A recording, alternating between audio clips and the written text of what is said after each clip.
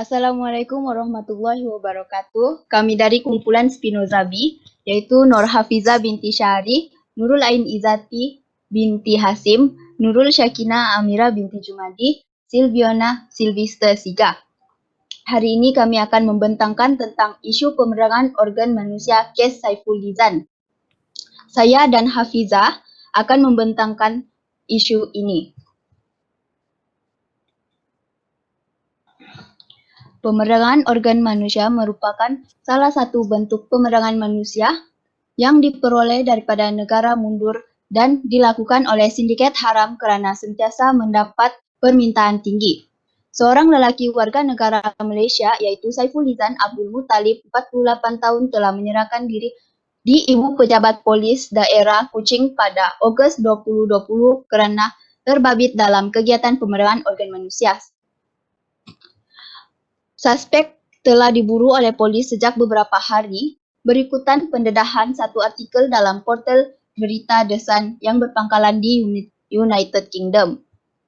Saiful Lizan membongkarkan aktivitinya kepada seorang wartawan yang menyamar sebagai pembeli. Dia mengakui bahawa dia boleh mengatur urusan transplant organ secara haram kepada warga Britain dengan kos 85 pound sterling. Saiful Lizan juga mendalangi 4 penjualan buah pinggang menerusi Facebook. Ini dapat menarik perhatian individu miskin di seluruh dunia untuk menjual organ mereka kepada pesakit terdesak. Suspek terbabit dalam aktiviti jual beli organ manusia yang berperanan sebagai orang tengah yang mengatur jual beli sejak tahun 2010 lagi. Punca pemerangan organ manusia yang pertama dari aspek falsafah etika ialah unsur rasuah khususnya dalam kalangan pegawai kerajaan. Sikap tidak jujur dalam pekerjaan. Pernyataan ini dapat dikukuhkan melalui laporan wartawan Hatta Wahari, berita benar online pada 19 Januari 2018 di mana ia melaporkan seramai 42 penjawat awam dari agensi penguatkuasaan telah ditahan. Seterusnya,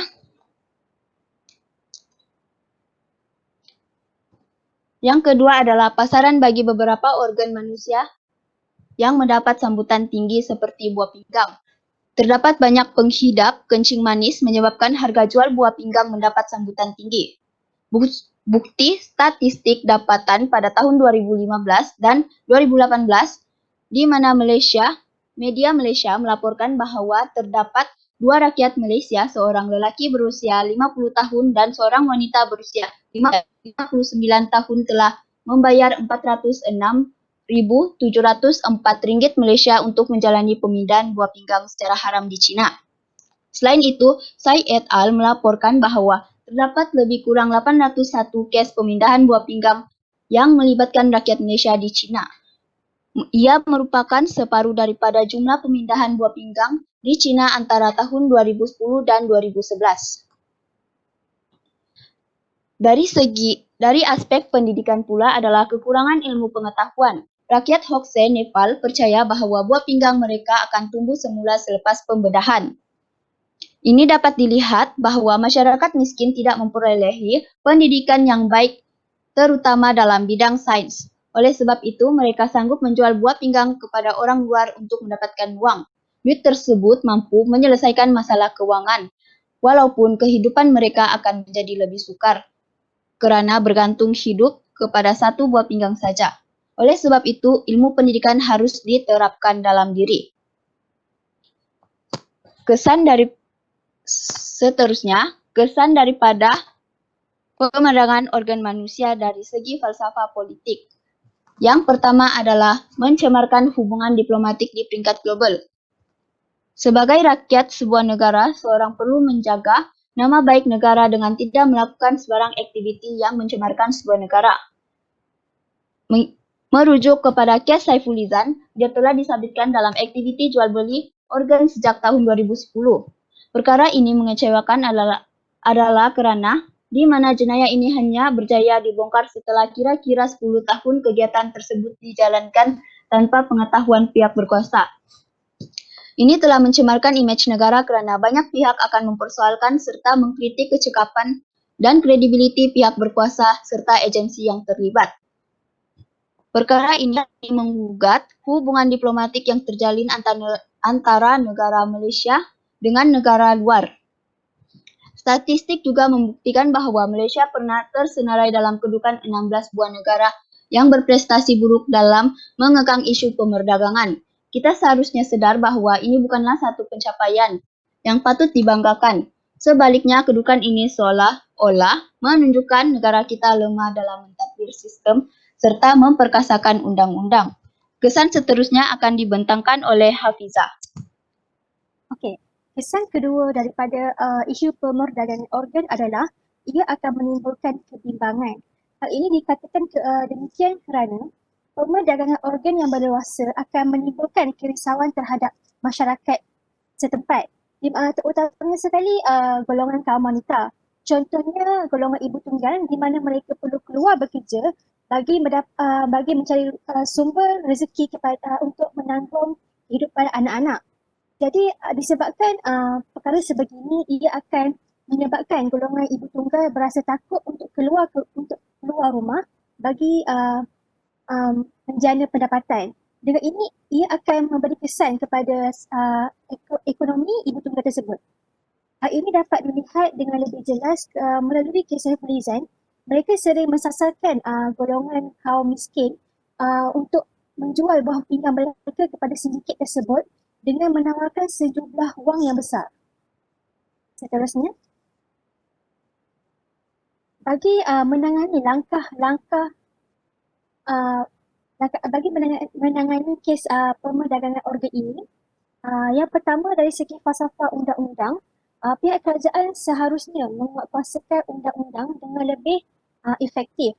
Di bawah Akta Seksyen 15, kesalahan mendapatkan keuntungan daripada pengeksploitasian orang yang diperdagangkan.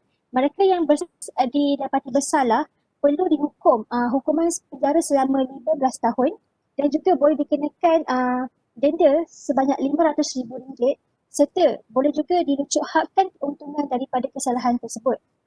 Seterusnya, yang kedua, dari aspek falsafah pendidikan pula, pendidikan kebangsaan, pihak kerajaan seharusnya meningkatkan ilmu pengetahuan dan kesedaran dalam kalangan masyarakat melalui pendidikan. Masyarakat perlu mempunyai ilmu pengetahuan dan kesedaran tentang jenayah yang berleluasa di negara mereka. Contohnya, masyarakat perlu melibatkan diri dalam sebarang program atau kempen yang telah dianjurkan oleh pihak kerajaan. Ini dapat mendidik masyarakat tentang bahayanya jenayah pemerdagangan organ. Kerajaan juga perlu meletakkan papan-papan iklan di kawasan orang ramai supaya masyarakat mengetahui modus operandi yang telah dilakukan oleh sindiket haram ini. Dengan ini masyarakat akan lebih berpengetahuan dan terdidik serta kita juga dapat menyelamatkan masyarakat kita daripada menjadi salah seorang mangsa kepada sindiket pemerdagangan organ. Malah ia juga mampu melahirkan warga negara Malaysia yang berilmu pengetahuan dan dari sifat jeri. Seterusnya, dari segi falsafah teknologi pula, pihak PDRM perlu lebih cepat mengesan jenayah melalui laman sesawang. Hal ini kerana melalui kes warga negara kita iaitu Saiful Izan, dia telah menggunakan platform Facebook sebagai media utama bagi mempromosikan dan menjual organ buah pinggang kepada orang ramai. Melalui akses laman sesawang, pihak berkuasa mampu mengesan di mana lokasi penjenayah ini berada dan mendapatkan transaksi antara sindiket dan juga pelanggannya dengan lebih cepat. Dengan ini juga pihak PDRM mampu lebih cepat mengesan konco-konco yang terlibat dalam kes pemerdagangan organ ini. Seterusnya, jadi hikmah daripada perbincangan isu pemerdagangan organ ini, yang pertama, penyelesaian efektif dipraktikkan bagi membanteras isu ini, di mana usaha sama daripada masyarakat dan juga pihak kerajaan amat penting bagi menangani kes jenayah ini. Yang kedua, pentingnya ilmu pengetahuan bagi setiap individu untuk meneruskan kelangsungan hidup. Kerana dengan ilmu pengetahuan kita dapat menangkis sebarang tipu daya sebagaimana yang telah dihadapi oleh rakyat Hokshare. Yang ketiga, rezeki yang halal membawa keberkatan dalam kehidupan. Di mana sebagai umat Islam, kita perlu mendapatkan sumber rezeki daripada pekerjaan yang halal dan haram. Yang keempat, bagi melahirkan insan seimbang dari jeri, penerapan pendidikan perlu dilakukan dari sekolah rendah lagi. Dan akhir sekali, kepekaan oleh pelbagai pihak utamanya dalam penguatkuasaan undang-undang mampu membanteras pemerdagangan organ di mana dari Akta Seksyen 15 hukuman atau penalti yang berat pun dikenakan kepada pesalah bagi menangani isu ini. Hal ini supaya orang ramai atau penjenayah yang terbabit akan berhenti daripada meneruskan kegiatan haram ini. Seterusnya, sekian sahaja daripada perbetangan daripada kumpulan Spinoza B. Jadi bagi sesi soal jawab kami akan ajukan sesi soal jawab daripada aplikasi Kahoot. Sekian, terima kasih.